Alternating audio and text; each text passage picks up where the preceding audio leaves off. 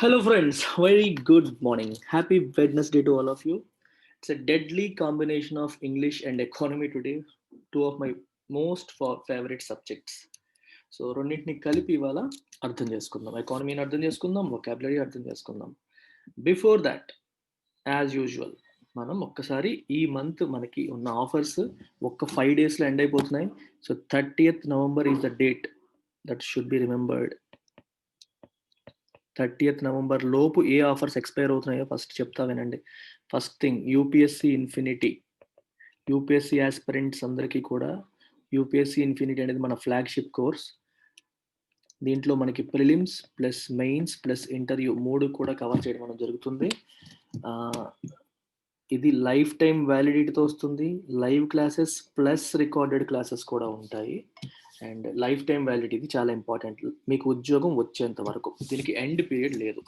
Okay, ఒక cycle అయ్యేసరికి ఆ సైకిల్ ఎగ్జామ్ కల్లా అందించేస్తాం. మళ్ళీ సెకండ్ సైకిల్ కూడా మనం వినొచ్చు, థర్డ్ సైకిల్ వినొచ్చు, జాబ్ వచ్చేంత వరకు కూడా you can continue in this programme.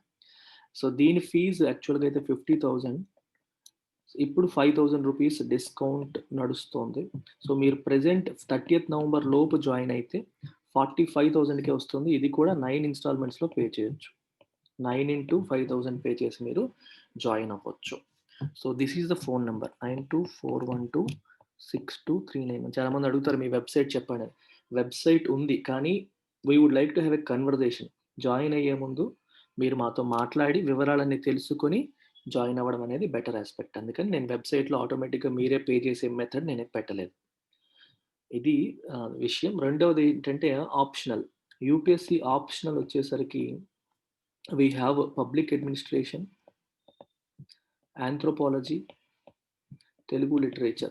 Public అడ్మినిస్ట్రేషన్కి 20,000 ఫీజు, ఆంథ్రోపాలజీకి కూడా 20,000 ఫీజు, తెలుగు లిటరేచర్కి 18,000 ఫీజు.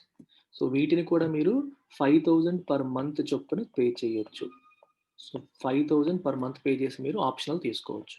సో మీరు యూపీఎస్సి ఇన్ఫినిటీ ప్లస్ ఆప్షనల్ రెండు కలిపి తీసుకుంటే the fee will be 60,000.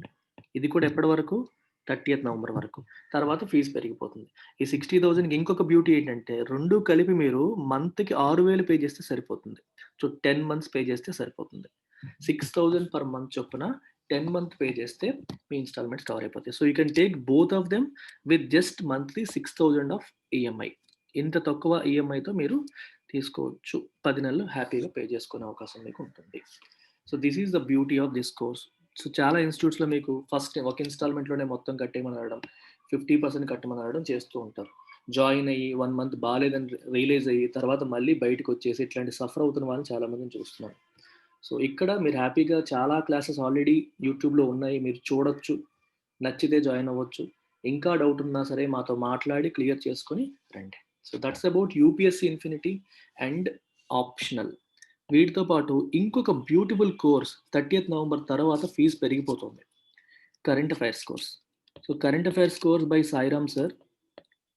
So మన current affairs and history faculty sir Sairam sir handle చేస్తున్న కరెంట్ అఫైర్స్ కోర్స్ ఇప్పుడు 6,000 రూపాయలకి మాత్రమే మనం అందిస్తాం. ఈ కరెంట్ అఫైర్స్ కోర్స్లో మీకు డైలీ హ్యాండ్ రిటెన్ పీడిఎఫ్ వస్తుంది. సార్ స్వయంగా తయారు చేసే పీడిఎఫ్ మీకు వస్తుంది.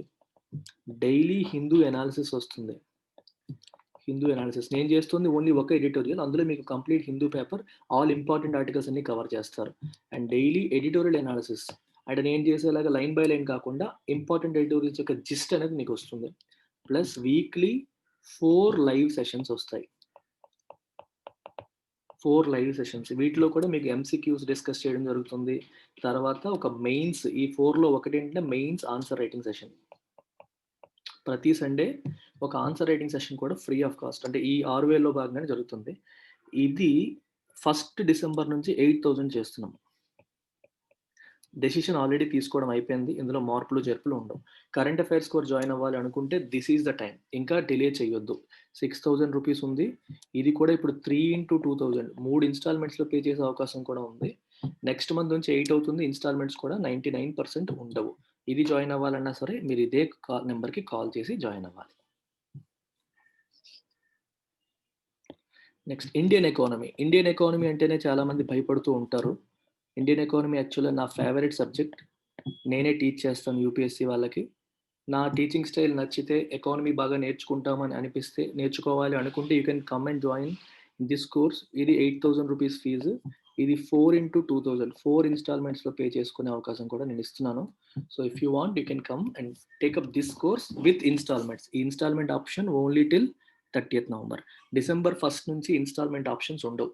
ఎస్పెషల్లీ వీటికి యూపీఎస్సీకి నేను మెయింటైన్ చేస్తాను. ఇండివిజువల్ కోర్సెస్కి కూడా ఇన్స్టాల్మెంట్ ఆప్షన్ ఇస్తున్నాను. అది ఇకపై ఉండబోదు. So remember that fact. Even Indian economy course కూడా lifetime validity, prelims plus mains ఓరియంటేషన్తో మీకు వస్తుంది. And finally last 2 courses. Bank course వచ్చేసి మీకు 5,000 rupees fees. Bank plus SSC course వచ్చేసి 7,000 రూపీస్ ఫీజు.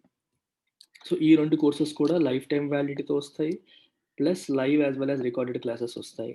జాబ్ వచ్చేంత వరకు ఇన్స్టిట్యూట్లో ఆఫర్ చేసే ప్రతి కోర్సు కూడా జాబ్ వచ్చేంత వరకు ఏ కోర్స్లో జాయిన్ అవ్వాలన్నా దిస్ ఈజ్ ద నెంబర్. ఈ నెంబర్కి మీరు కాల్ చేసి జాయిన్ అవ్వచ్చు. Last but not least, English infinity. చాలా మంది మళ్ళీ అడుగుతున్నారు 2 ఎడిటోరియల్ చేయండి అని. మీరు 100 సార్లు అడిగినా నేను చేయలేను, నాకు టైం లేదు. ప్రాబ్లం అది, నాకు చేయడం ఇష్టం లేక కాదు, షెడ్యూల్లో గ్యాప్ లేదు. ఉదయం నుండి సాయంత్రం వరకు నాన్ స్టాప్గా క్లాసులు ఉంటాయి. 2వ ఎడిటోరియల్ కాదమ్మా. ఫస్ట్ థింగ్, ఒక ఎడిటోరియల్ మీరు ఎంత బాగా నేర్చుకుంటున్నారో చెక్ చేసుకోండి. ఎడిటోరియల్ అనాలిసిస్ వినే వాళ్ళందరికీ ఒకే సజెషన్, మీరు ఎడిటోరియల్ చదవాలి. చదివితే 1 అవర్ పడుతుంది లేదా 1.5 అవర్ పడుతుంది. లైన్ బై లైన్, అక్షరం బై అక్షరం చదవాలి. తర్వాత అనాలిసిస్ వినాలి. ఓన్లీ అనాలిసిస్ వినడం వల్ల కొంత బెనిఫిట్ ఉంటుంది. మీరు ఎడిటోరియల్ చదివి అనాలిసిస్ వింటే డబుల్ బెనిఫిట్ ఉంటుంది. 2-3 ఎడిటోరియల్ అనాలిసిస్లు వినేదానికంటే ఒక ఎడిటోరియల్ మీరు చదివి తర్వాత అనాలిసిస్ వింటే వచ్చే బెనిఫిట్ చాలా చాలా ఎక్కువ. స్టిల్ మీకు 2వ ఎడిటోరియల్ కావాలి, నా గైడెన్స్ కావాలి, ఇంకొక 1 అవర్ నా టైం కావాలి అనుకుంటే మీరు ఇంగ్లీష్ ఇన్ఫినిటీ కోర్స్లో జాయిన్ అవ్వచ్చు హ్యాపీగా. ఇందులో ప్రతిరోజు 7 to 8 PM నా లైవ్ క్లాస్ ఉంటాయి. నిజంగా నా క్లాసెస్ మీకు అంతగా నచ్చితే, వాటి వల్ల ఇంప్రూవ్ అవుతాను అని మీరు అనుకుంటే you can take up this course. ఇది జస్ట్ 2,000 రూపీస్కి మాత్రమే ఆఫర్ చేస్తున్నాను. ఇందులో మీకు ఒక్క ఎడిటోరియల్ అనే కాదు, గ్రామర్ నేర్చుకుంటారు, వొకాబులరీ నేర్చుకుంటారు, అండ్ కాంప్రహెన్షన్. అల్టిమేట్గా మీరు ఎడిటోరియల్ చదువుతుంది ఎందుకోసం? ఏదైనా ఒక కాంపిటేటివ్ ఎగ్జామ్ క్రాక్ చేయడం కోసమే కదా. మెజారిటీ స్టూడెంట్స్ అందరూ కూడా ఆ ఎగ్జామ్ ఓరియంటేషన్ నా స్టైల్లో మీకు అందుతుంది. చక్కగా నేర్చుకుంటారు, ఇంప్రూవ్ చేసుకుంటారు. So 2,000 is the fee for this. Even this comes with life time validity and also live as well as recorded classes. ప్రతి క్లాస్ కూడా రికార్డ్ అవుతుంది. ప్రతిరోజు 7 to 8 PM లైవ్ క్లాసెస్ కూడా జరుగుతాయి. Again this is the phone number to call. ఈ number call చేసి మీరు join అవ్వచ్చు. So that's it. So let's begin the editorial. ఇప్పటికే చాలా లేట్ అయిపోయింది, స్టార్ట్ చేసేద్దాం.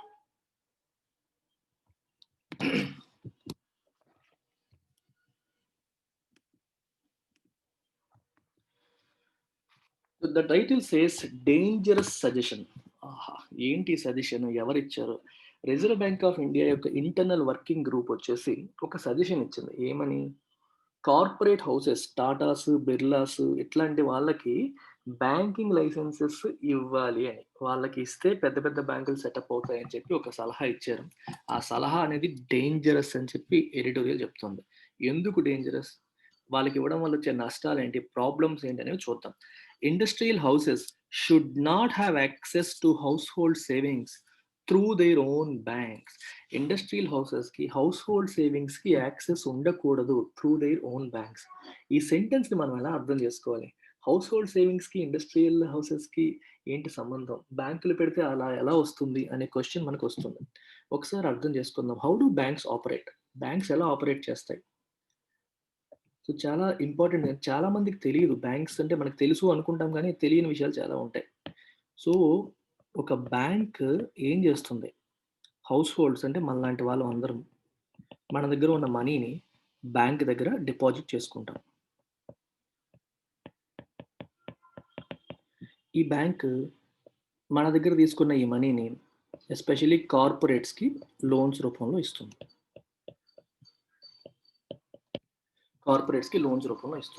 ఇప్పుడు కార్పొరేట్సే బ్యాంక్ సెటప్ చేసుకునే అవకాశం వస్తే, ఫర్ ఎగ్జాంపుల్ రిలయన్స్ ఉంది, రిలయన్స్ గ్రూప్ వాళ్ళే ఒక రిలయన్స్ బ్యాంక్ అని పెట్టారనుకోండి.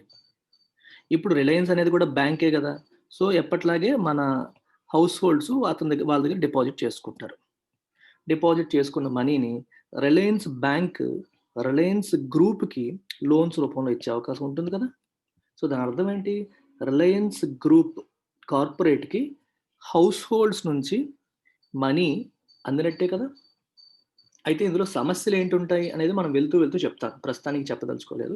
వెళ్ళే కొద్దీ మీకు చెప్తూ ఉంటాను. ఆర్టికల్ చదువుతూ రఘురామరాజన్ గారు ఏమన్నారు, మిగిలిన వాళ్ళు ఏమన్నారు అనే విషయాన్ని మనం చూసుకుంటూ వెళ్దాం. సో ఈ సెంటెన్స్ యొక్క ఉద్దేశం అది. ఇండస్ట్రియల్ గ్రూప్స్‌కి హౌస్ హోల్డ్ సేవింగ్స్‌కి యాక్సెస్ వచ్చేసిందంటే డైరెక్ట్‌గా కాదు. Through there bank. వాళ్ళొక బ్యాంక్ పెట్టుకున్నప్పుడు వీళ్ళ నుంచి వీళ్ళు డిపాజిట్ల ద్వారా మనీ సేకరిస్తారు. అదే మనీని వాళ్ళ గ్రూప్‌కే చెందిన కార్పొరేట్‌కి లోన్ రూపంలో అందించేటప్పుడు ఈ రకంగా హౌస్ హోల్డ్ సేవింగ్స్ అక్కడికొస్తాయి అని అర్థం. హౌస్ హోల్డ్ సేవింగ్స్ అని అర్థం ఇప్పుడు మీరు డిపాజిట్లు ఏదైనా బ్యాంక్‌కెళ్ళి డిపాజిట్‌పై ఇంట్రెస్ట్ రేట్ అడగండి. 3%, 3.5% బాగా తగ్గిపోయాయి. అంటే అర్థం ఏంటి? బ్యాంకులకి అతి తక్కువ వడ్డీకి అప్పులు దొరుకుతున్నాయి. థింక్ చేయండి. మనం ఎప్పుడు కూడా బ్యాంకులు అప్పు ఇస్తాయి అనుకుంటాం. అప్పు ఇచ్చే ముందు బ్యాంకులు అప్పు తీసుకుంటాయి. ఎవరి దగ్గర? మన దగ్గరే. మనం డిపాజిట్ల పైన 3% వడ్డీ ఇస్తుంది బ్యాంక్ అంటే అర్థం ఏంటి? మన దగ్గర అప్పు తీసుకొని మనకి బ్యాంక్ 3% వడ్డీ ఇస్తుంది. అలా అనుకోవచ్చు కదా. సో బ్యాంక్‌కి అతి తక్కువ ధరకి, అతి తక్కువ వడ్డీకి మనం హౌస్ హోల్డ్స్ అప్పిస్తున్నాం. ఆ అప్పుని బ్యాంకులు కార్పొరేట్స్‌కి లోన్స్ రూపంలో ఇస్తున్నాయి. This is what happens. ఈ రెండిటి మధ్య ఉన్న వడ్డీ యొక్క డిఫరెన్సే బ్యాంక్ యొక్క ప్రాఫిట్. డిపాజిట్ ఏమో 3%, 4% అనుకోండి. లోన్ పైన వచ్చేదేమో 10%, 20% అనుకోండి. లేదా 10% అనుకోండి. ఆ రెండిటి మధ్య ఉన్న డిఫరెన్సే బ్యాంక్ యొక్క profit. Most often, reports prepared by the RBI's internal working groups barely draw much attention beyond the relevant circles in the banking and financial services industries and rarely ever evoke protest. దీని అర్థం ఏంటి? కామన్‌గా, most often, జనరల్‌గా, often అంటే తరచుగా అంటాం కదా. Reports prepared by the RBI's internal working group. RBI యొక్క ఇంటర్నల్ వర్కింగ్ గ్రూప్ వాళ్ళు ప్రిపేర్ చేసే రిపోర్ట్స్ అనేవి బేర్లీ డ్రా మచ్ అటెన్షన్. ఇది చూడండి, బేర్లీ, రేర్లీ, హార్డ్లీ అంటే ఇవి నెగిటివ్ కనోటేషన్. అంటే ఎప్పుడు ఏమి చెయ్యవు అని. I hardly have any money. నా దగ్గర మనీయే లేదు. I barely have interest in that. నాకు దానిపైన అసలు ఇంట్రెస్ట్ లేదు. I rarely go there. నేను అసలు ఎప్పుడు వెళ్ళను అక్కడికి. చాలా రేర్‌గా, అంటే అసలు జనరల్‌గా చెయ్యము. నెగెటివ్‌గా అని చెప్పడం కోసం చెప్తారు. So barely draw much attention అంటే అర్థం ఏంటి? అటెన్షన్ డ్రా చెయ్యవు.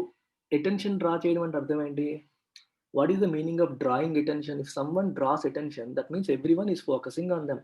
నువ్వు రోడ్డు పైనకొచ్చి గట్టిగా అరిచావనుకో, then everybody looks at you. ఎందుకు అరిచాడు అని చెప్పి. You have drawn the attention of everyone. జనరల్‌గా ఆర్‌బీఐ ఇంటర్నల్ గ్రూప్ తయారు చేసే రిపోర్ట్స్ అనేవి ఎవరి అటెన్షన్‌ని ఎప్పుడు డ్రా చెయ్యవు. ఎప్పుడు చేసేదేలే మనకు అర్థం కాదని చెప్పి ఊరుకుంటారు. Beyond the relevant circles in banking and financial services industries. Banking sector వాళ్ళు ఎలాగో చూస్తారు. ఫైనాన్షియల్ సర్వీసెస్ వాళ్ళు అలాగూ చూస్తారు. వీళ్ళు తప్పితే జనరల్ పబ్లిక్ గాని, మిగిలిన వాళ్ళు గాని పెద్దగా వాళ్ళ యొక్క రిపోర్ట్స్‌ని పట్టించుకోరు.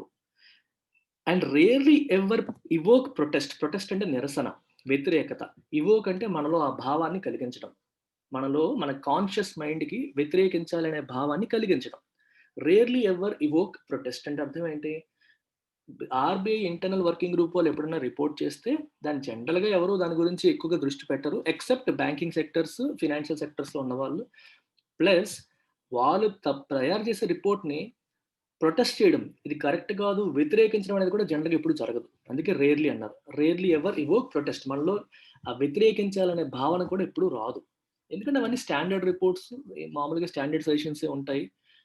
ఎక్స్‌ట్రీమ్ సజెషన్స్ వస్తే అలాంటి టైంలో మనకి నిరసించాలనే ఆలోచన వస్తుంది గానీ, జనరల్‌గా రిస్క్ ఫ్రీ అప్రోచే ఉంటుంది కాబట్టి తలనొప్పి ఉండదని అనుకుంటారు. సో దాన్ని ఎవరు కూడా ఎప్పుడు నిరసించరు. కానీ ఈసారి అలాంటి పరిస్థితులొచ్చాయి. ఎందుకొచ్చాయో చూద్దాం. But the strong reactions to an internal panel's report on November 20, almost a full month since the group of central bank officials had submitted their recommendations on October 26, come as no surprise. First sentence ఏం చెప్తుంది? ఎప్పుడు కూడా reserve bank internal working group వాళ్ళు తయారు చేసే reports అనేవి అటెన్షన్‌ని draw చేయవు. అంటే ఎవరు దానిపైన ఎక్కువగా ఫోకస్ చేయరు. రెండవది, ఒకవేళ డ్రా చేసినా సరే అది దాన్ని వ్యతిరేకించి, దాన్ని క్రిటిసైజ్ చేసి నిరసన వ్యక్తపరిచేలాగా ఎప్పుడూ ఉండదు. కానీ ఈసారి స్ట్రాంగ్ రియాక్షన్స్ వచ్చాయి వాళ్ళిచ్చిన రిపోర్ట్‌కి. ఎప్పుడు సబ్మిట్ చేశారు? నవంబర్ 20న. Almost full month since the group of central bank officials had submitted. Okay. On October 26 వాళ్ళ రికమెండేషన్ అక్టోబర్ 26న వాళ్ళు సబ్మిట్ చేశారు. విషయం అనేది బయటకొచ్చింది. దానికి స్ట్రాంగ్ రియాక్షన్స్ వచ్చాయి, ఎక్స్ట్రీమ్ రియాక్షన్స్ వచ్చాయి. ఇది కరెక్ట్ కాదు, ఇలా ఉందేంటి, అలా ఉందేంటి అని చెప్పి చాలా మంది రియాక్ట్ అయ్యారు. ఈ రియాక్ట్ అవ్వడం అనేది కమ్ యాజ్ నో సర్ప్రైజ్. జనరల్‌గా అలా ఉండదు. కానీ ఈసారి ఆ గ్రూప్ రికమెండేషన్స్‌ని స్ట్రాంగ్‌గా రియాక్ట్ అవ్వడం, కరెక్ట్ కాదు అని చెప్పి రియాక్ట్ అవ్వడం అనేది సర్ప్రైజ్ ఏమీ లేదు అందులో అంట. అంటే నిజంగానే అందులో కొన్ని తప్పులున్నాయి. ఆ సజెషన్స్ అనేవి డేంజరస్‌గా ఉన్నాయి. అందుకని అందరూ రియాక్ట్ అయ్యారు. కాబట్టి సర్ప్రైజ్ అవ్వాల్సిన విషయం ఏమీ లేదు అని అర్థం. The panel, which was tasked with reviewing ownership norms and corporate structure for private sector banks, has made worthwhile suggestions, including ways to harmonize licensing norms for all the banks, including older legacy lenders and newer entrants. Okay, ఈ panel RBI యొక్క internal working group అనేది which was tasked with reviewing ownership norms. దానికి ఒక పని ఇచ్చారు, task ఇచ్చారు. ఏంటి ఆ టాస్క్? Reviewing ownership norms. అంటే ఒక బ్యాంక్ యొక్క ఓనర్షిప్ కి ఉండాల్సిన నామ్స్ అంటే రూల్స్. ఎవరు ఒక బ్యాంక్ ఓనర్గా ఉండవచ్చు, ఎవరికి ఎంత పర్సెంటేజ్ ఉండవచ్చు, ఇట్లాంటి నామ్స్ అన్ని కూడా రివ్యూ చేయమని చెప్పారు. అలాగే కార్పొరేట్ స్ట్రక్చర్ కూడా రివ్యూ చేయమని చెప్పారు. ఫర్ ప్రైవేట్ సెక్టర్ బ్యాంక్, ఎవరికి? Private sector banks. ఎవరు ఏ బ్యాంక్ని ఓన్ చేయొచ్చు, ఎవరికి ఎంత పర్సెంటేజ్ ఉండొచ్చు, ఇట్లాంటి కొన్ని రూల్స్ అండ్ నామ్స్ ఉంటాయి. వాటిని నామ్స్ని రివ్యూ చేయమని చెప్పారు. అదేం చెప్పింది? It has made worth while suggestions. ఉపయోగపడే సలహాలు చాలా చెప్పింది. వర్త్ వైల్, విలువైన సలహాలు, సజెషన్స్ అనేవి చాలా చెప్పింది. Including ways to harmonise licensing norms for all banks, including older legacy lenders and newer entrants. ఇప్పుడు ఎప్పటి నుంచో ఉన్న బ్యాంక్స్ కొన్ని ఉన్నాయి, ప్రైవేట్ సెక్టర్ బ్యాంక్స్. కొత్తగా వచ్చిన బ్యాంక్స్ కొన్ని ఉన్నాయి. ఎప్పటి నుంచో ఉన్న వాళ్ళకి అప్పుడు ఉన్న రూల్స్ ప్రకారం లైసెన్స్లు ఇచ్చారు. కొత్తగా వచ్చే వాళ్ళకి ఇప్పుడున్న రూల్స్ ప్రకారం లైసెన్స్లు ఇచ్చారు. సో లైసెన్స్ ఇవ్వడానికి ఉన్న నామ్స్ అనేవి పాత వాటికి ఒకలాగా, కొత్త వాటికి ఒకలాగా అయిపోయాయి. అందుకని ఏం చెప్తున్నారు? హార్మనైజ్ చేయడం. హార్మనైజ్ చేయడం అంటే అందరికీ ఒకేలాగా, పాత వాళ్ళకి కొత్త వాళ్ళకి సేమ్ రూల్స్ ఉండేలాగా చేయడం కోసం కొన్ని సలహాలు ఇచ్చింది. ఆ సలహాలన్నీ కూడా ఉపయోగపడేవే, సూచనలన్నీ కూడా ఉపయోగపడేవే, అవన్నీ విలువైనవే అని చెప్తున్నారు. వర్త్ వైల్ అంటే విలువైనవే అని అర్థం. విలువైన సలహాలు, సూచనలు, సజెషన్స్ అంటే సూచనలు. వర్త్ వైల్ అనేది ఇక్కడ అడ్జెక్టివ్, సజెషన్స్ అనేది మీకు noun. While the panel's appointment in June, at a time when the country was in the throes of coping with the severe economic fallout of the COVID-19 lockdown, got little attention, its suggestion that corporate or industrial houses be allowed to promote banks has triggered widespread concern. Two things. ఒకటి, ఈ ప్యానెల్ని ఎప్పుడు appoint చేశారు? జూన్లో. ఏ panel? RBI యొక్క internal working group. దానికి పని ఏంటి? Ownership నామ్స్ని review చేయడం, కార్పొరేట్ స్ట్రక్చర్ పైన సలహాలు ఇవ్వడం, బ్యాంక్ని ఎవరు ఓన్ చేయొచ్చు, ఎవరు ఓన్ చేయకూడదు, ఇలాంటి విషయాలపైన సలహాలు, సూచనలు ఇవ్వడం కోసం ఈ ప్యానెల్ని అపాయింట్ చేశారు. ఎప్పుడు అపాయింట్ చేశారు? జూన్లో. అది ఎలాంటి టైము? చూడండి, 2 డాష్ల మధ్యలో ఇచ్చారు. జూన్ అనేది ఎలాంటి టైం? జూన్ ఎక్స్పాండ్ చేస్తుంది.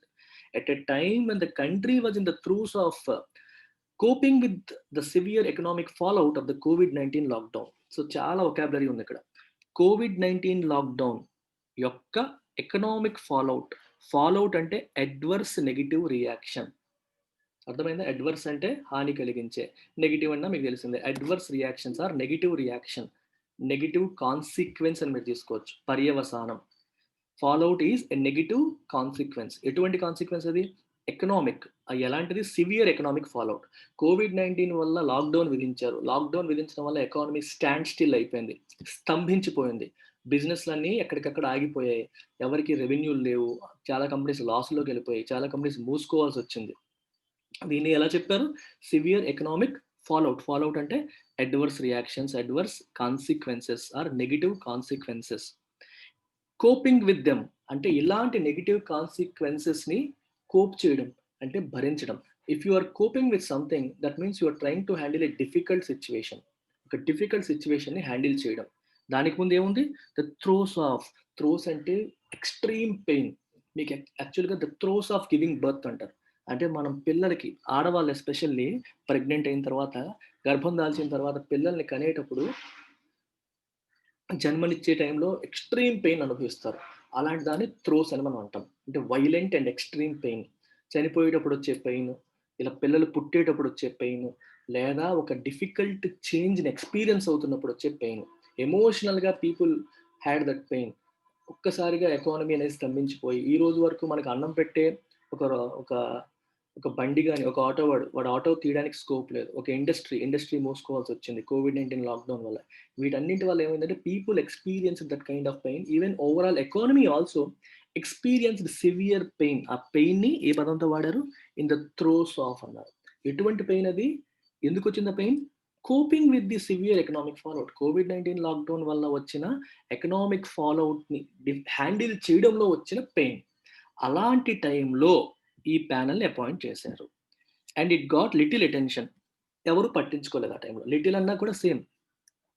నథింగ్, నన్ అని అర్థం. Almost nothing. అటెన్షన్ ఏమీ రాలేదు. నో, నథింగ్, నన్ ఏదైనా తీసుకోవచ్చు. లిటిల్ పై ముందు ఆర్టికల్ వచ్చిందనుకోండి, ఏ లిటిల్ అని, అప్పుడు కొంచెం అనే మీనింగ్ వస్తుంది. ఆర్టికల్ లేకుండా ఓన్లీ లిటిల్ అని వస్తే నథింగ్ అని. గాట్ లిటిల్ అటెన్షన్ అంటే got no attention. Its suggestion that corporate and industrial houses be allowed to promote banks has triggered widespread concern. దాన్ని అపాయింట్మెంట్ చేసినప్పుడు ఎవరు పట్టించుకోలేదు. It got no attention. But corporate లేదా industrial హౌసెస్ని banks setup చేయడానికి allow చేయాలి అని చెప్పి సలహా ఇచ్చింది అది. అంటే టాటాస్, బిర్లాస్, రిలయన్స్లు, అదానీలు ఇలాంటి వాళ్ళు కూడా బ్యాంకులు పెట్టుకోవచ్చు, పెట్టే అవకాశం ఇవ్వాలి అని చెప్పి సలహా ఇచ్చింది. That suggestion has triggered wide spread concern. Trigger అంటే కాజ్ టు యాక్షన్. అంటే మనలో ఇప్పుడు ఏదైనా చూడండి, ఒక నెగిటివ్ ఒక పొలిటీషియన్ వచ్చేసి ఒక రెచ్చగొట్టే కామెంట్ చేశారనుకోండి. ఆ కామెంట్ విని ఒక్కసారిగా అంటే హిందువులకి, ముస్లింలకి మధ్య మత విద్వేషాలు రెచ్చగొట్టేలాగా కామెంట్ చేశారనుకోండి. వెంటనే జనాలు రైట్స్, అల్లర్లు జరిగాయి అనుకోండి. అప్పుడు ఏమంటాం? The politicians comment has triggered the rights. అతని మాటల వల్ల ఈ అల్లర్లు చెలరేగాయి. అంటే ఒక యాక్షన్ రావడానికి అది కారణమైతే దాన్ని ట్రిగ్గర్ అంటాం. ట్రిగ్గర్ చేయడం అంటే ఒక పని జరగడానికి ఇది కారణభూతమైంది. ఆ సలహా అనేది ట్రిగ్గర్ చేసింది. దేన్ని? వైడ్ స్ప్రెడ్ కన్సర్న్, ఆందోళన. మొత్తం అందరూ కూడా ఆందోళన వ్యక్తం చేశారు. అదేంటది? కార్పొరేట్స్ చేతిలోకి ఎలా ఇచ్చేస్తాం బ్యాంక్స్? కార్పొరేట్స్‌కి బ్యాంక్స్ ఇస్తే ఏమవుతుంది? ఒకసారి మనం ఆలోచిద్దాం. Before we move further I will just tell you what happens. అంటే ఈ రిస్క్ ఏంటనేది ఒకసారి చూద్దాం.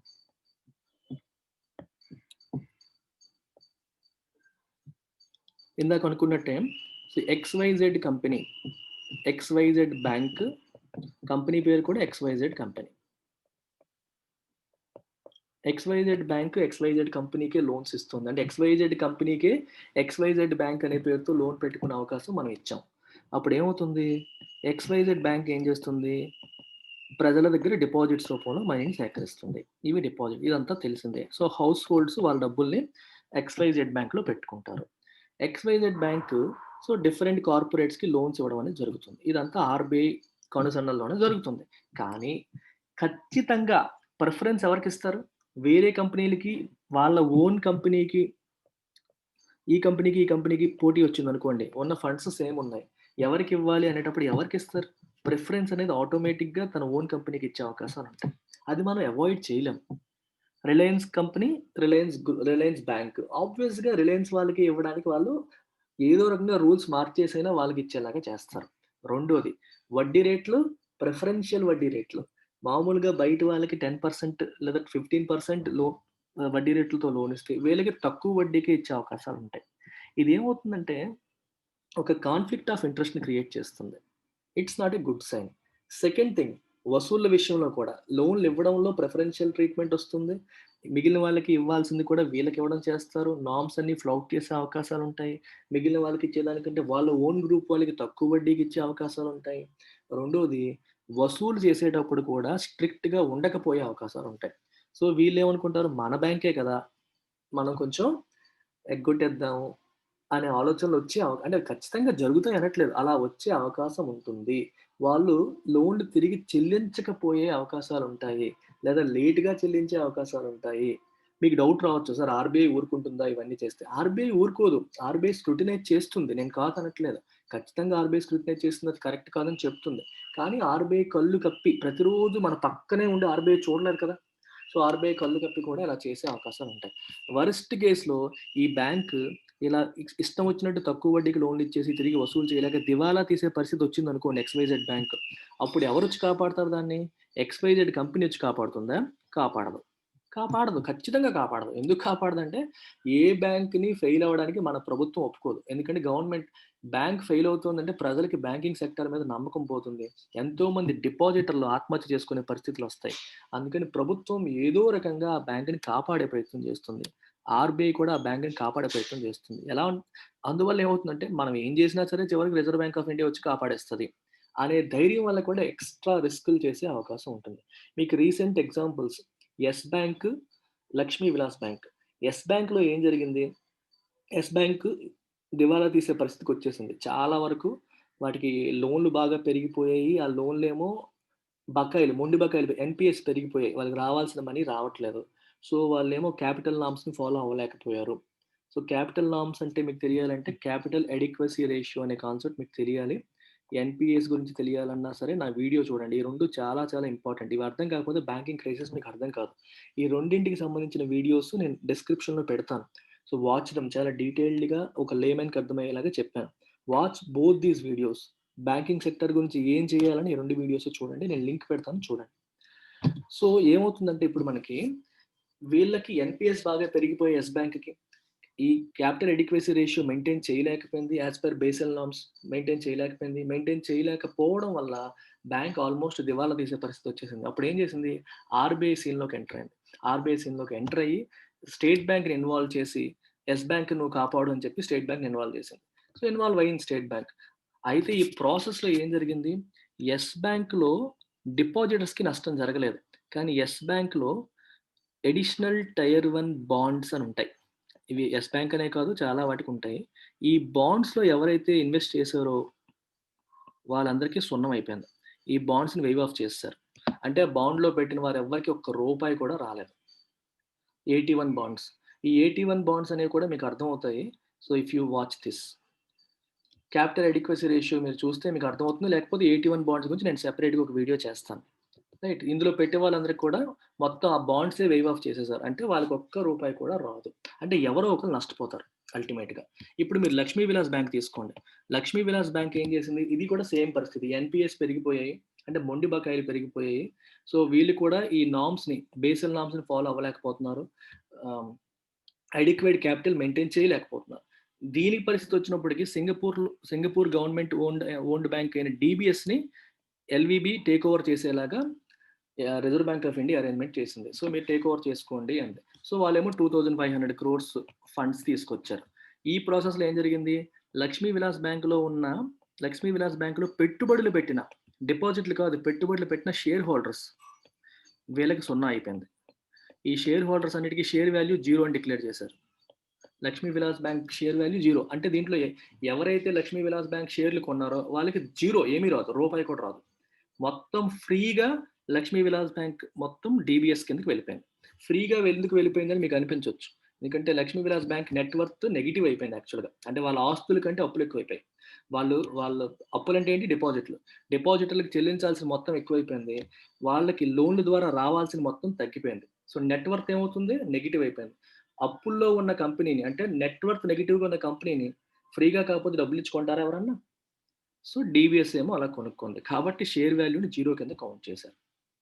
ఇది విషయం. సో, ఇలా 2 సందర్భాల్లో ఏం జరిగింది మనకి? ఆ బ్యాంక్ ఫెయిల్ అవ్వకుండా రిజర్వ్ బ్యాంక్ ఆఫ్ ఇండియా కాపాడింది. సో, ఎల్‌వీబీలో డిపాజిటర్స్‌కి నష్టం కలగల. కానీ షేర్ హోల్డర్స్ ఎగిరిపోయారు. యెస్ బ్యాంక్‌లో డిపాజిటర్స్‌కి నష్టం కలగల. కానీ బాండ్ హోల్డర్స్ ఎగిరిపోయారు. సో, ఎవరో ఒకళ్ళకి నష్టం కలగకుండా బ్యాంక్‌ని మనం బెయిల్ ఔట్ చేయలేం. సో, అందుకని ఇప్పుడు కూడా ఏ కార్పొరేట్ కంపెనీ అయినా సరే బ్యాంక్ పెట్టుకునే అవకాశాన్ని దాన్ని కల్పిస్తే ఏదో రోజు ఆళ్ళ ఇష్టం వచ్చినట్టు వాళ్ళ గ్రూప్ వాళ్ళకే లోన్‌లిచ్చి ఏదో రోజు దివాలా తీసే పరిస్థితికి వస్తే, అప్పుడు మళ్ళీ రిజర్వ్ బ్యాంక్ ఆఫ్ ఇండియా దాన్ని బెయిల్ ఔట్ చేయడానికి ప్రయత్నం చేస్తే, ఈ ప్రాసెస్‌లో ఎయిదర్ డిపాజిటర్స్ లేదా షేర్ హోల్డర్స్ లేదా బాండ్ హోల్డర్స్ వీళ్ళందరూ ఎవరు? ప్రజలే కదా! ఎవరో ఒకళ్ళు దెబ్బైపోతారు. ఇది రిస్క్ అన్నమాట. అందుకనే ఇలాంటి మామూలు రెగ్యులర్ బ్యాంక్స్‌లోనే ప్రాబ్లమ్స్ వస్తున్నప్పుడు, కార్పొరేట్ హౌస్ ఉంటుంది. వాళ్ళే బ్యాంక్ పెడితే వాళ్ళ ఇష్టం వచ్చినట్టు తప్పుగా లోన్‌లు ఇచ్చుకునే అవకాశాలు ఉంటాయి కదా! అనేది క్వెషన్ మార్క్ ఇక్కడ. And among those with reservations are at least 3 former senior central bankers and a global credit rating agency. Reservations అంటే అర్థం ఏంటి? మనకి హైదరాబాద్‌కి, విజయవాడకి రిజర్వేషన్ చేస్తాం కదా! అది కాదు. రిజర్వేషన్స్ అంటే డౌట్స్, ఫియర్స్ ఆందోళనలు, భయాలు, కన్సర్న్స్ వాటిని మనం రిజర్వేషన్స్ అంటాం. We have our own reservations on this. Government ఒక స్కీమ్ తీసుకొచ్చింది. I have my own reservations అన్నాను. ఆ స్కీమ్ మీద నా అనుమానాలు నాకున్నాయి. నా భయాలు నాకున్నాయి. అంటే అనుమానంతో కూడిన భయం లేదా భయంతో కూడిన అనుమానం. ఈ 2 కలిపి మీరు పెట్టొచ్చు. దాన్ని రిజర్వేషన్ అంటాం. సో రిజర్వేషన్‌కి ఉన్న సెకండ్ మీనింగ్. ఎవరెవరికి రిజర్వేషన్స్ ఉన్నాయి? అంటే అనుమానాలు, భయాలు ఉన్నాయి. 3 farmer senior central bankers Viral ఆచార్య, రఘురామ్ రాజన్, ఇంకొకరు ఎవరో మనకు తెలీదు. అట్లీస్ట్ అంటున్నారు. వాళ్ళకంటే ఇంకా ఎక్కువ మంది అయ్యుండొచ్చు. అంటే global credit rating agency S and P అనే క్రెడిట్ రేటింగ్ ఏజెన్సీ కూడా దీనిపైన అనుమానాలు వ్యక్తం చేసింది. వీళ్ళందరూ కూడా దీనిపైన అనుమానాలు వ్యక్తం చేశారు. ఇష్యూస్ ఉన్నాయి అని చెప్పి. అంటే మాకు భయం ఉంది. ఏమైపోతుందో దీనివల్ల ఇలా ఎందుకు చేస్తున్నారని చెప్పి వీళ్ళు వాళ్ళ భయాల్ని వ్యక్తపరిచారు. Most intriguing is that, intriguing అంటే ఇంట్రెస్టింగ్ అని. ఓకే, ఇంట్రెస్టింగ్ అనే మీనింగ్ మీకు వస్తుంది. Is that the panel which consulted with experts ranging from former RBI officials to legal and finance professionals clearly acknowledges that all but one of these outside experts were unequivocal in their opinion that given the prevailing far from ideal corporate governance culture, corporates ought to be barred from promoting banks. Intriguing అంటే అర్థం ఏంటి? Arousing curiosity. ఒక ఇంట్రెస్టింగ్గా కొంచెం మనకి curiosity కలిగే విషయం ఏంటంటే, ఇందులో ఇంట్రెస్టింగ్ విషయం ఏంటంటే దట్ ద ప్యానెల్, ఏ ప్యానెల్? ఆర్బీఐ యొక్క internal working group which consulted with ఎక్స్పర్ట్స్ని కన్సల్ట్ చేసింది. ఎటువంటి ఎక్స్పర్ట్స్ని కన్సల్ట్ చేసింది? Ranging from former RBI officials, ఇంతకుముందు ఆర్బీఐలో పనిచేసిన officials, to legal and finance professionals, legal మరియు ఫినాన్స్ ప్రొఫెషనల్స్ని కూడా కన్సల్ట్ చేసింది. అంటే మీ ఒపీనియన్ ఏంటి? ఇలా కార్పొరేట్స్కి ఇలా అవకాశం ఇద్దాం అనుకుంటున్నాము, మీ సలహా ఏంటి, మీ సజెషన్ ఏంటి, మీ ఒపీనియన్ ఏంటి అని చెప్పి చాలా మందిని కన్సల్ట్ చేసింది. వీళ్ళంతా ఏం చెప్తున్నారు? ఓకే, వీళ్ళందరినీ కన్సల్ట్ చేసింది. క్లియర్లీ ఎక్నాలజెస్, ఎవరు ఎక్నాలజ్ చేస్తున్నారు? The panel. ఎక్నాలజ్ అంటే అర్థం ఏంటి? యాక్సెప్ట్ చేస్తుంది. ఏమని? That all but one of these out side experts అంటే అర్థం ఏంటి? అందరూ ఒక్కళ్ళు తప్పితే మిగిలిన వాళ్ళంతా కూడా, ఎవరు? అవుట్ సైడ్ ఎక్స్పర్ట్స్ అంతా కూడా ఏమంటున్నారు? వర్ అన్ఈక్వివోకల్. అన్ఈక్వివోకల్ అంటే వితౌట్ ఎనీ డౌట్. వాళ్ళు వితౌట్ ఎనీ డౌట్ ఏం చెప్తున్నారు? ఇన్ దేర్ ఒపీనియన్ అంటే చాలా క్లియర్గా చెప్తున్నారు వాళ్ళ ఒపీనియన్ని. ఏమని? That given the prevailing far from ideal corporate governance structure, ఇండియాలో ఇప్పుడు ఎలాంటి గవర్నెన్స్ స్ట్రక్చర్ ఉంది? ఫార్ ఫ్రమ్ ఐడియల్గా లేదు. కార్పొరేట్ గవర్నెన్స్ అంటే తప్పులు లేకుండా, ప్రభుత్వానికి కరెక్ట్గా ట్యాక్సులు కడుతూ, అకౌంటింగ్ కరెక్ట్గా చేస్తూ, మోసం చేయకుండా, బ్యాంకులను మోసం చేయకుండా, ఎవరికి చేయకుండా కరెక్ట్గా ఉంటే, ఈ అన్ని పనులు చేయాల్సినట్టుగా చేస్తే ఐడియల్ కార్పొరేట్ గవర్నెన్స్ అంటాం. అంటే పద్ధతికి వెళ్తున్నారు. ఇండియాలో ఎలా ఉంది? అంతా కరప్షన్. ఈవెన్ కార్పొరేట్లో కూడా తప్పులు జరుగుతాయి. ప్రాఫిట్లు వస్తాయి, లాస్ అని చూపుతారు బయటికి. కంపెనీకి ప్రాఫిట్లు ఉంటాయి, లాస్ అని చెప్తారు. లాస్ అని చెప్తూ బ్యాంకులకి ఇవ్వాల్సింది ఎవరు? ఇవి మనం చూస్తుంటాం. విజయమాల్యా చూసాం, చాలా మంది చూస్తున్నారు, తప్పులు చేస్తున్నారు, బ్యాంకులకి ఇవ్వాల్సిన ఎగ్గొడుతున్నారు. సో కార్పొరేట్ గవర్నెన్స్ అనేది ఇండియాలో సరిగ్గా లేదు. అందుకే ఫార్ ఫ్రమ్ ఐడియల్ అన్నారు. ప్రివైలింగ్ అంటే ప్రస్తుతం ఉన్న, something that is existing, something that is widespread today. మనకి కార్పొరేట్ గవర్నెన్స్ అనేది అసలు ఏమాత్రం బాలేదు. ఇలాంటి పరిస్థితుల్లో, ఇలాంటి సమయంలో కార్పొరేట్స్ ఆట్ టు బి అంటే షుడ్ బి, ఆట్ టు అంటే షుడ్ బి బర్డ్ అంటే రెస్ట్రిక్టెడ్, స్టాప్డ్ ఫ్రమ్ ప్రమోటింగ్ బ్యాంక్స్ని ప్రమోట్ చేయడం అంటే మోటివేట్ చేయడం, ప్రమోట్ చేయడం కాదు. ఓనర్షిప్ అనమాట. ఇప్పుడు ఒక కంపెనీలో చూడండి, 50% పైన ఎవరికైతే మెజారిటీ షేర్ హోల్డర్స్ని ప్రమోటర్స్ అంటారు. నేనే కంపెనీ పెట్టాను అనుకోండి, నేనే ప్రమోటర్ అవుతాను. ఇప్పుడు ఎల్టీఎక్స్ క్లాసెస్ నాది. So I'm the promoter, I'm the owner. రేపు పొద్దున్న నేను ఎల్టీఎక్స్ క్లాసెస్ని లో ఒక 30% షేర్స్ బయట ప్రజలకు అమ్మేశాను అనుకోండి, even then I'm the promoter. 70% నా దగ్గర ఉంటుంది. అంటే ఒరిజినల్ ఓనర్ అనమాట. అలాగా. సో వాళ్ళని ఓనర్స్ కింద ఉండేలాగా చేయకూడదు. Should be board. ఎందుకంటే కార్పొరేట్ గవర్నెన్స్ స్ట్రక్చర్ బాగాలేదు. జనరల్గానే మన వాళ్ళంతా కూడా మోసం చేయడానికి తప్పులు చేస్తున్నారు, బ్యాంకులకి ఇవ్వాల్సిన ఎగ్గొడుతున్నారు. వాళ్ళే బ్యాంక్ పెట్టి వాళ్ళ కంపెనీకే లోన్లు ఇచ్చుకొని వాళ్ళే మళ్ళీ ఎగ్గొట్టేసి ఆ బ్యాంక్ మళ్ళీ దివాలా తీసే పరిస్థితి తీసుకొచ్చే అవకాశాలు ఉంటాయి. అప్పుడు మళ్ళీ రిజర్వ్ బ్యాంకు, గవర్నమెంట్ దాన్ని బెయిల్అవుట్ చేయాలి. ఇది ఒక సమస్య. రెండోది, వేరే వాళ్ళకి లోన్లు ఇచ్చి, వేరే వాళ్ళకి ఎలిజిబిలిటీ ఉన్నప్పటికీ వాళ్ళకి ఇవ్వకుండా వాళ్ళ కంపెనీకే, ఓన్ కంపెనీకి ఇచ్చుకునే అవకాశాలు ఉంటాయి. దానివల్ల వేరే కంపెనీ నష్టపోతుంది. సో ఇట్లాంటి రకరకాల ప్రాబ్లమ్స్ వచ్చే అవకాశాలు ఉంటాయి. కాన్ఫ్లిక్ట్ ఆఫ్ ఇంట్రెస్ట్ అనేది వస్తుంది. కాబట్టి వాళ్ళకి ఇవ్వకూడదు అని చెప్పి ఒక్కళ్ళు తప్పితే మిగిలిన అందరూ అవుట్ సైడ్ ఎక్స్పర్ట్స్ కూడా చెప్పారు అని ఆ కమిటీయే ఎక్నాలెడ్జ్ చేసింది, ఒప్పుకుంది. అంటే కమిటీ ఏముంటుంది, మేము ఎంతమందిని కన్సల్ట్ చేసాం ఏం చేయాలని, ఒక్కరు తప్పితే అందరూ కూడా బయట వాళ్ళకి కార్పొరేట్స్కి సెటప్ చేసుకునే అవకాశం ఇవ్వద్దు అని చెప్పారు అని కమిటీయే ఒప్పుకుంటుంది. అంతమంది అలా చెప్పారని ఒప్పుకుంటూ తిరిగి కమిటీ ఏం చేస్తుంది, రికమెండ్ చేస్తుంది కార్పొరేట్స్కి అలౌ చేయాలి అని. దీని అర్థం ఏంటి, నువ్వు అడిగిన వాళ్ళంతా వద్దని చెప్పారు, నువ్వు మాత్రం చేయాలని చెప్తున్నావు. సో దీని వెనకాల ఏదో కథ నడుస్తుంది అని అర్థం. అందుకే అది మనకి క్యూరియాసిటీ. అడగడం ఎందుకు, అడిగింది ఫాలో అవ్వకపోవడం ఎందుకు? ఇంతమంది ఒకే మాట చెప్పినప్పుడు అది కాకుండా ఇంకోటి ఎందుకు చేస్తుంది? అందుకే ఇట్ ఈస్ ఇంట్రెస్టింగ్. ఈయన వెనకాల ఏదో కథ ఉంది, ఏదో క్యూరియాసిటీ ఉంది. మనకి క్యూరియాసిటీ వస్తుంది, ఏం జరుగుతుంది ఇక్కడ అని. వాళ్ళు అడిగారు, వాళ్ళు నో చెప్పారని వాళ్ళే చెప్తున్నారు, కానీ ఫాలో అవ్వట్లేదు. వీళ్ళేమో ఇంకొక సలహా ఇవ్వడం జరుగుతుంది. అన్ఈక్వివోకల్ వితౌట్ ఎనీ డౌట్ అని అర్థం. The difficulty in ring fencing the non-financial activities of the promoters with that of the bank was flagged by these experts as a central concern, a fear that was echoed by S&P Global Ratings too. Problem ఏంటి, ఇందాక నుండి మీకు చెప్తున్న విషయం అదే. The difficulty in ring fencing. Ring fencing అంటే రెండింటిని separate చేయడం. అంటే ఒక, మీకు చూడండి, ఇది బ్యాంక్ యొక్క ఫండ్స్ అనుకోండి, ఇది కార్పొరేట్ అనుకోండి. ప్రాబ్లం ఏమవుతుంది, ఈ బ్యాంక్ యొక్క ఫండ్స్, బ్యాంక్ ఏం ట్రై చేస్తుంది, బ్యాంక్ ఇది కార్పొరేట్, రెండు ఒకే కంపెనీకి, XYZ బ్యాంక్, XYZ కార్పొరేట్. ఈ ఫండ్స్ అన్ని కూడా వీళ్ళకే అలొకేట్ చేయాలని ప్రయత్నం చేస్తుంది. అలా చేయకుండా మనం ఏం చేయాలి, ఫెన్స్ వేసేయాలి. అలా చేయడం పాసిబులా కాదు. అదే డిఫికల్టీ ఇన్ రింగ్ ఫెన్సింగ్. జనరల్గా వాళ్ళ కార్పొరేట్ కంపెనీ ఏదైతే ఉందో వాళ్ళ అవసరాలన్నీ తీర్చే ప్రయత్నం ఆ బ్యాంక్ చేస్తుంది, అది కరెక్ట్ కాదు. బ్యాంక్ అనేది ఒక కంపెనీ కోసం చేసేది కాదు, మొత్తం దేశం కోసం ఉండేది. సో ఏదైనా ఎవరికైనా బ్యాంక్ లోన్ ఇవ్వాలి అంటే ఫండ్స్ లిమిటెడ్గా ఉన్నప్పుడు నలుగురు అప్లికేషన్ పెట్టినప్పుడు నలుగురిలో ఎవరు బెస్ట్ మీకున్న ఇంటర్నల్ లాస్ ప్రకారం, reserve bank of India guide lines ప్రకారం ఎవరు బెస్ట్ అని చూడాలి తప్పితే ఇట్లా చూడకూడదు. కానీ అలా చూసే అవకాశాలు వస్తాయి, ఎందుకంటే రూల్స్ అనేవి మనం చేసుకునేవే. ఆ రూల్స్ని వాళ్ళు మార్చుకునే అవకాశాలు ఉంటాయి. ఇక్కడ రింగ్ ఫెన్సింగ్ అంటే మీనింగ్ అర్థమైందా, పుట్టింగ్ ఏ బ్యారియర్, ఒక అడ్డంకి పెట్టడం. ఒక బ్యారియర్, ఫెన్స్ అంటే తెలుసు కదా మనకి, కంచె వేయడం అనేది కష్టం. అంటే వాళ్ళ బ్యాంకింగ్ యాక్టివిటీస్కి, వాళ్ళ నాన్ ఫినాన్షియల్ యాక్టివిటీస్కి. ఇప్పుడు రిలయన్స్ తీసుకుంటే మీకు రిలయన్స్ యొక్క మెయిన్ బిజినెస్ ఏంటి, పెట్రోకెమికల్స్, పెట్రోలియం రిఫైనరీ. ఇప్పుడు జియో కూడా వచ్చింది, అది non financial activity. Reliance bank వస్తే అది financial activity.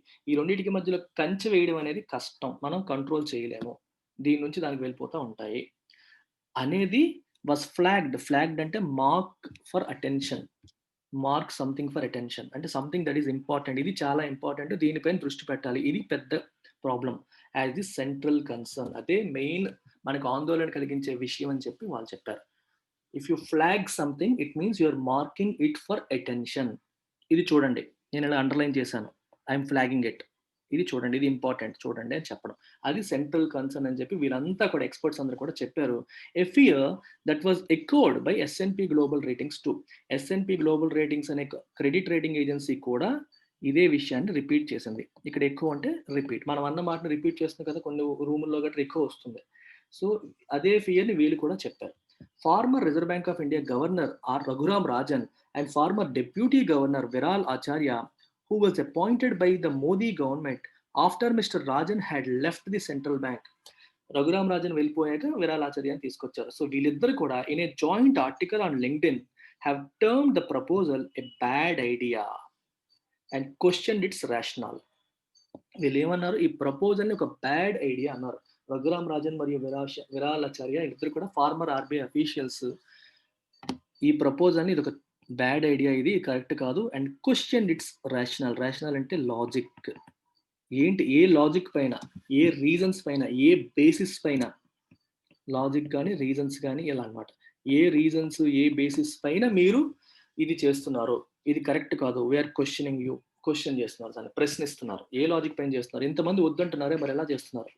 Acknowledging the RBI groups caveats including its assertion that corporates only be allowed as promoters after necessary amendments to the Banking Regulation Act 1949 are enacted to safeguard against connected lending. The two economists have, however, pointed to the bailouts of S Bank and Lakshmi Vilas Bank as examples of the heightened risk posed by any move to loosen bank licensing norms. చాలా పెద్ద sentence, చాలా important sentence. So pay full attention here. Pay full attention. ఇక్కడ మీకు ఒకటి English, రెండోది economy. 2 subjects కూడా ఒకేసారి నేర్చుకునే అవకాశం వస్తుంది. కేర్ఫుల్గా అటెన్షన్ పే చేయండి. ఎక్నాలజింగ్ అంటే యాక్సెప్ట్ చేయడం, ఒప్పుకున్నారు. ఏం ఒప్పుకున్నారు? The RBI groups caveats. Caveat అంటే వార్నింగ్. బేసికల్గా చూడండి, మీరు I tell you what is the meaning of caveat. ఒక ఎత్తైన పర్వత ప్రాంతానికి వెళ్ళొచ్చా, అక్కడ బాగుంటుందా అని చెప్పి ఎవరో మిమ్మల్ని అడిగారు అనుకోండి, చాలా బాగుంటుంది, ఇట్స్ బ్యూటిఫుల్ ల్యాండ్స్కేప్, మీరు బాగా ఎంజాయ్ చేస్తారు, బట్ కొంచెం రిస్కీ, కింద పడిపోయే అవకాశాలు ఉంటాయంట. ఈ బట్ అని చెప్పి మనం చెప్పాం చూడండి, ఇదొక చిన్న వార్నింగ్. మంచిదే, కానీ ఒక వార్నింగ్ ఉంది. ఆ వార్నింగ్నే మనం క్యావియేట్ అంటాం. క్యావియేట్ అనేది ఒక వార్నింగ్, అంటే మనకి జాగ్రత్త చెప్తూ ఇచ్చే వార్నింగ్ని క్యావియేట్ అంటారు. వార్నింగ్ అంటే భయపెడుతూ బెదిరించడానికి చేసేదాన్ని కాదు. ఈ రిస్క్ ఉంది, చూసుకోవాలి, దీనివల్ల ఈ రిస్క్ రావచ్చు, చూసుకోవాలి అని చెప్పేదాన్ని క్యావియేట్ అంటాం. It's a warning that is intended to protect you. నిన్ను కాపాడడం కోసం చెప్పే వార్నింగ్ని మనం క్యావియేట్ అంటాం. Including it's assertion. ఎసర్షన్ అంటే ఒక విషయాన్ని స్ట్రాంగ్గా చెప్పడం, స్ట్రాంగ్గా చెప్పేదాన్ని ఎసర్షన్ అంటాం. సో ఆర్బీఐ గ్రూప్స్ ఏమో కొన్ని వార్నింగ్స్ ఇచ్చింది, అందులో ఒక విషయాన్ని స్ట్రాంగ్గా చెప్పింది, అందులో అని కాదు, కొన్ని విషయాన్ని స్ట్రాంగ్గా చెప్పింది, వాటిని ఎక్నాలెడ్జ్ చేశారు ఎవరు? Raghuram Rajan and Viralacharya, that corporates only be allowed as promoters after necessary amendments to the Banking Regulations Act 1949. Corporates ని కూడా బ్యాంకింగ్ ప్రమోటర్స్ గా ఒప్పుకోవచ్చు ఎప్పుడు? బ్యాంకింగ్ రెగ్యులేషన్స్ యాక్ట్ 1949 ని అమెండ్ చేసిన తర్వాత మాత్రమే అని ఆ గ్రూప్ ఏమో చెప్పింది. అంటే అర్థం ఏంటంటే, ఏదో బ్యాంక్ ఒక బోర్డు మీటింగ్ లో కూర్చొని కార్పొరేట్స్ ఎలా చేసేద్దాం అని డిసైడ్ అయిపోతే అవ్వదు.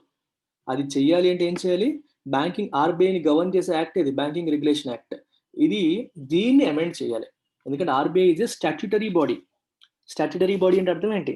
చట్ట ప్రకారం ఏర్పాటు చేయబడ్డ సంస్థని స్టాట్యుటరీ బాడీ అంటారు. స్టాట్యూట్, STATUT, స్టాట్యూట్ అంటే ఆర్డినరీ లా. లా ఎవరు చేస్తారు దేశంలో? లెజిస్లేచర్ చేస్తుంది. మరి సెంట్రల్ లెజిస్లేచర్ అంటే పార్లమెంట్. సో పార్లమెంట్ చేసిన చట్టం ఆధారంగా ఏర్పాటు చేయబడ్డ సంస్థ రిజర్వ్ బ్యాంక్ ఆఫ్ ఇండియా. దాన్ని మనం ఏమంటాం? స్టాట్యూటరీ బాడీ అంటాం. అలాగే కాన్స్టిట్యూషన్లో దానికి ప్రావిజన్స్ ఉంటే దాన్ని కాన్స్టిట్యూషనల్ బాడీ అంటారు. Election commission is a constitutional body, right? అలాగే ప్రభుత్వం తన ఒక సంతకం పెట్టి ఒక గవర్నమెంట్ ఆర్డర్ ద్వారా క్రియేట్ చేసే బాడీని ఎగ్జిక్యూటివ్ బాడీ అంటారు. నీతి Aayog example. NITI Aayog is an executive body. So government ఎప్పుడు కాంటే అప్పుడు క్రియేట్ చేయొచ్చు, ఎప్పుడు కాంటే అప్పుడు రద్దు చేసేయచ్చు. దాని రూల్స్ కూడా గవర్నమెంట్ ఒక ఆర్డర్తో మార్చేయచ్చు. ఇక్కడ విషయం అర్థం చేసుకోవాల్సింది ఏంటి? నీతి ఆయోగ్ ఫంక్షనింగ్ మార్చాలనుకోండి, అది ఎటువంటి బాడీ చూడాలి? Executive body. So government order ద్వారానే క్రియేట్ చేశారు కాబట్టి గవర్నమెంట్ రూల్స్ మార్చేస్తుంది, దానికి ఎవరు పర్మిషన్ తీసుకోక్కర్లేదు. కానీ Reserve bank of India functioning మార్చాలనుకోండి, ఏం చేయాలి? Reserve bank of India executive body కాదు, గవర్నమెంట్ క్రియేట్ చేసింది కాదు, పార్లమెంట్ చేసిన చట్టం ద్వారా క్రియేట్ అయింది. సో చట్టంలో మార్పులు చేయాలి. దాని గవర్నింగ్ డాక్యుమెంట్ ఏది? చట్టం. RBI regulation act 1949. దానిలో మార్పులు చేయాలి. సో దానిలో మార్పులు చేయకుండా ఈ పెద్ద పెద్ద రూల్స్ మార్చకూడదు. అలాగే ఇప్పుడు కార్పొరేట్స్ని ప్రమోటర్స్గా ఒప్పుకోవాలంటే నెససరీ అమెండ్మెంట్స్ అంటే సవరణలు చేయాలి. దేనికి? బ్యాంకింగ్ రెగ్యులేషన్ యాక్ట్ 1949కి అని చెప్పడం అనేదాన్ని వీళ్ళు ఎక్నాలెడ్జ్ చేశారు. అది మంచిదే అని చెప్పి చేశారు, రైట్? అలాగే మీకు constitution body, election commission functioning లో మార్పులు చేయాలంటే రాజ్యాంగాన్ని సవరించాలి, కాన్స్టిట్యూషనల్ అమెండ్మెంట్. ఇప్పుడు ప్రభుత్వం ఒక జన్న ఆర్డర్తో సవరించడం అనేది ఈజీ. పార్లమెంట్లో సవరించాలంటే మళ్ళీ చర్చ జరగాలి, అపోజిషన్ పార్టీలు కూడా ఓటు వేయాలి, అన్ని జరిగే జరుగుతుంది. కాన్స్టిట్యూషనల్ అమెండ్మెంట్ అయితే ఇంకా కష్టం, ఎందుకంటే 2/3 మెజారిటీ కావాలి. సో చాలా రూల్స్ వచ్చేస్తాయి. అంటే రూల్ మార్చడం అనేది కష్టతరం అవుతుంది కాన్స్టిట్యూషనల్ బాడీ విషయంలో. పార్లమెంట్ స్టాట్యుటరీ బాడీ విషయంలో ఇంకొంచెం కంపారిటివ్గా ఈజీ. ఎగ్జిక్యూటివ్ బాడీ అయితే డెడ్ ఈజీ, ఎందుకంటే గవర్నమెంట్ ఒక సైన్ చేస్తే, ప్రభుత్వం సైన్ చేస్తే పనులు అయిపోతాయి. ఇవన్నీ ఎందుకు పెట్టారు? Are enacted to safeguard against connected lending. Connected lending నుంచి సేఫ్ గార్డ్ చేయడానికి. సేఫ్ గార్డ్ అంటే ప్రొటెక్షన్. కనెక్టెడ్ లెండింగ్ అంటే అర్థం ఏంటి? ఇప్పటి వరకు మనం మాట్లాడుతుంది సేమ్ కంపెనీ బ్యాంక్ పెడుతుంది, Reliance corporate, Reliance bank, connected lending.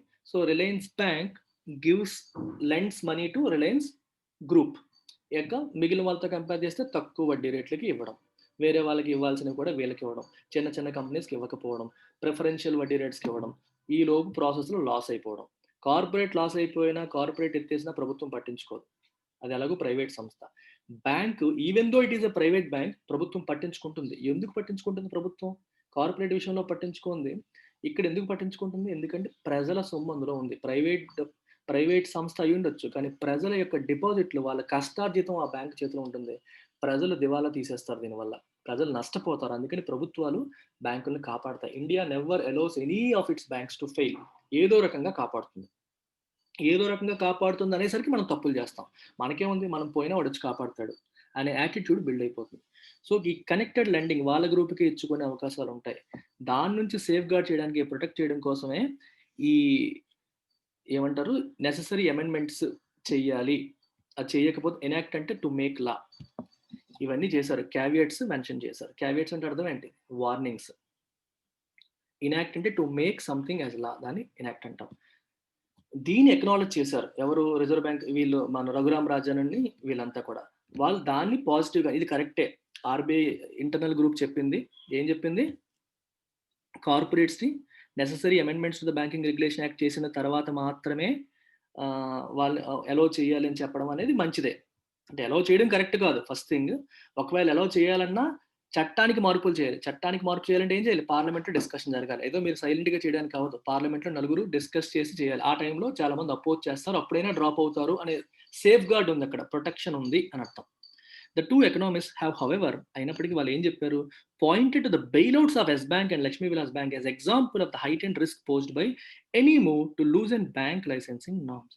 Recent గానే మనం Yes Bank, Lakshmi Vilas Bank fail అయిపోతుంటే గవర్నమెంట్ వచ్చి బెయిల్అవుట్ చేసింది. బెయిల్అవుట్ అంటే కాపాడటం. రిస్క్ లో ఉన్న వాళ్ళు, ప్రాబ్లమ్స్ లో ఉన్న వాళ్ళని ప్రాబ్లం నుంచి బయటపడేయడాన్ని మనం బెయిల్అవుట్ అంటాం. వీటిని ఎగ్జాంపుల్స్ గా చూపింది. నేను ఇందాక కూడా మీకు చెప్పాను, ఎస్ బ్యాంక్ ఏ రకంగా ఆ బెయిల్అవుట్ చేసే ప్రాసెస్ లో ఎస్ బ్యాంక్ బాండ్ హోల్డర్స్ నాశనం అయిపోయారు. లక్ష్మీ విలాస్ బ్యాంక్ ని బెయిల్అవుట్ చేసే ప్రాసెస్ లో Lakshmi Vilas bank share holders నాశనం అయిపోయారు. డిపాజిటర్స్ ని కాపాడారు, కానీ వీళ్ళు నాశనం అయిపోయారు. వీళ్ళని కాపాడలేకపోయారు. ఇట్లాంటి ప్రాబ్లమ్స్ వస్తాయి. సో ఇలాంటి హైట్ అంటే పెరిగిపోయిన రిస్క్, అంటే మీకు తెలిసింది, risk posed by, created by any move to loose and bank licensing norms. Bank licensing norms ని లూజ్ చేయడం ఇప్పుడు చాలా స్ట్రిక్ట్ గా ఉంటాయి. ఎవరు పడితే వాళ్ళకి బ్యాంకులు ఇవ్వరు. టాటా వాళ్ళు ఎన్నోసార్లు అప్లై చేశారు, ఇవ్వలేదు. బిర్లా వాళ్ళు అప్లై చేశారు, ఇవ్వలేదు. బ్యాంకింగ్ లైసెన్స్ అప్లై చేశారు వాళ్ళు, కానీ ఇవ్వలేదు. వీటిని ఎగ్జాంపుల్స్ గా చూపించారు వాళ్ళు.